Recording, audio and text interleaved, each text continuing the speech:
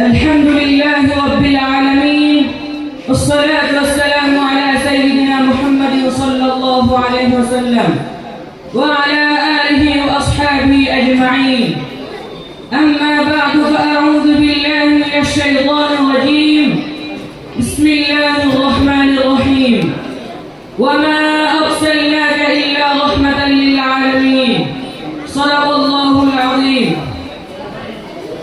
মাদ্রাসা তাহসিনুল কুরআন কর্তৃক আয়োজিত বার্ষিক ইসলাম মহাসম্মেলনের সম্মানিত সভাপতি, প্রধান অতিথি, বিশেষ অতিথি, অভিভাবকবৃন্দ ও আমার প্রাণপ্রিয় ছাত্র ভাইরা, সবার প্রতি আমার সালাম।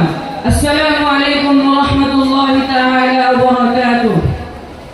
আমি আপনাদের সামনে কুরআনুল কারীমের আলোকে রাসূলুল্লাহ সাল্লাল্লাহু আলাইহি ওয়াসাল্লাম এর মর্যাদা ও মহান চরিত্র সম্পর্কে কিছু আলোচনা করব ইনশাআল্লাহ। আমার আজকের আলোচনার শিরোনাম হলো সিরাতে রাসূল সাল্লাল্লাহু আলাইহি ওয়াসাল্লাম, অন্ধকার যুগে উদিত রহমতের সূর্য। সমস্ত প্রশংসা সেই মহান আল্লাহ তাআলার জন্য, যিনি অসীম করুণা করে মানব জাতির মুক্তির জন্য প্রেরণ করেছেন এমন এক মহান রাসূল, যার আগমন না হলে আজ আমরা দাঁড়িয়ে নিমজ্জিত থাকতাম। দুরূদ ও সালাম বর্ষিত হোক সেই নবীর উপর, যাকে আল্লাহ তাআলা ঘোষণা করেছেন সমগ্র সৃষ্টির ওদের জন্য রহমত স্বরূপ।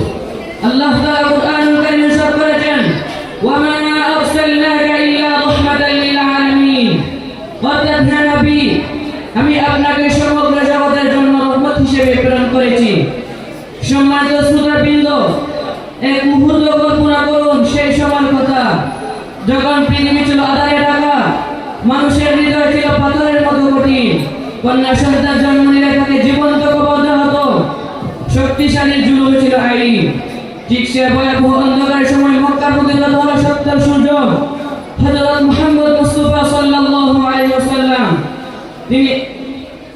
তিনি এমন এক সময়ে জন্মগ্রহণ করেছিলেন যেখানে মিথ্যা ছিল স্বাভাবিক, বিশ্বাসঘাতকতা ছিল গৌরব। অথচ আল্লাহ তাআলা শৈশব থেকেই তাকে গড়ে তুলেছিলেন পবিত্রতা ও সততার প্রতীক হিসেবে। কাফিররা তাকে ডাকত আমিন, অর্থাৎ বিশ্বস্ত মানুষ।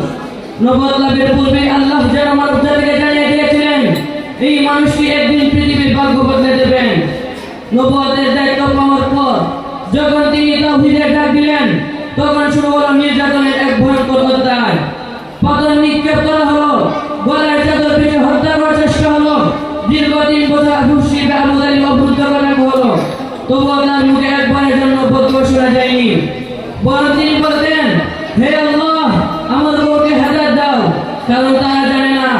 তাইফের সেই মর্মান্তিক ঘটনা, যখন তার পবিত্র পা থেকে রক্ত ঝরছিল, ফেরেশতা পাহাড় চাপা দিয়ে দেওয়ার অনুমতি চাইলে তিনি বলেছিলেন, না, আমি আশা করি তাদের বংশধরের মধ্যে থেকে একদিন আল্লাহর ইবাদতের সৃষ্টি হবে। এই হলো সিরাতে রাসূল সাল্লাল্লাহু আলাইহি ওয়াসাল্লাম, প্রতিশোধ নয় বরং সীমাহীন রহমত। মদিনায় হিজরতের পর তিনি এমন এক সমাজ গড়ে তুললেন যা নজির ইতিহাসে নেই। মুহাজির ও আনসারদের মাঝে ভ্রাতৃত্ব স্থাপন করলেন। তিনি এমন এক সমাজ সৃষ্টি করলেন যেখানে ক্ষুধার্ত মানুষরা কে থাকবে, এটা অকল্পনীয় ছিল। তিনি শাসক হয়েও ছিলেন সবচেয়ে ধনী। মাটিতে বসে খাবার খেতেন, নিজের জুতা নিজেই সেলাই করতেন। পারিবারিক জীবনে তিনি ছিলেন ভালোবাসার এক উজ্জ্বল দৃষ্টান্ত। তিনি বলেছেন, তোমাদের মধ্যে উত্তম সেই ব্যক্তি যে তার পরিবারের কাছে উত্তম, আর আমি আমার পরিবারের কাছে তোমাদের সকলের চেয়ে উত্তম। স্ত্রীর সঙ্গে কোমল ব্যবহার, সন্তানদের সঙ্গে স্নেহ, নাতিদের কাঁধে ধরে নামাজ পড়া, এসবে আমাদের জন্য জীবন্ত শিক্ষা। আল্লাহ তাআলা তার চরিত্র সম্পর্কে ঘোষণা করেছেন, ওয়া ইন্নাকা লাআলা খুলুকিন আযীম। নিশ্চয়ই আপনি মহান চরিত্রের অধিকারী। আজ আমাদের সমাজে অশান্তি, হিংসা, জুলুম, অনৈতিক অপব্যয় কেন? কারণ আমরা সিরাতে রাসূল সাল্লাল্লাহু আলাইহি ওয়াসাল্লাম পড়ি কিন্তু অনুসরণ করি না। আমরা তার নাম শুনে চোখ বিদায় কিন্তু তার আদর্শে জীবন করি না। অথচ আল্লাহ তাআলা স্পষ্ট করে বলেছেন, লাকাদ কানা লাকুম ফি রাসূলিল্লাহি উসওয়াতুন হাসানাহ। রাসূলের জীবনের মধ্যে রয়েছে তোমাদের জন্য সর্বোত্তম আদর্শ।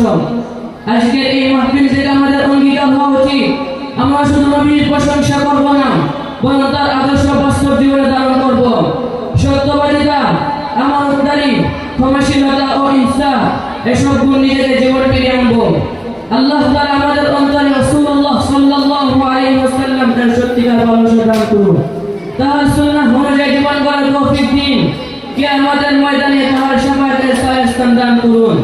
وصلى الله تعالى على خير خلقه محمد وعلى آله وأصحابه أجمعين آمين.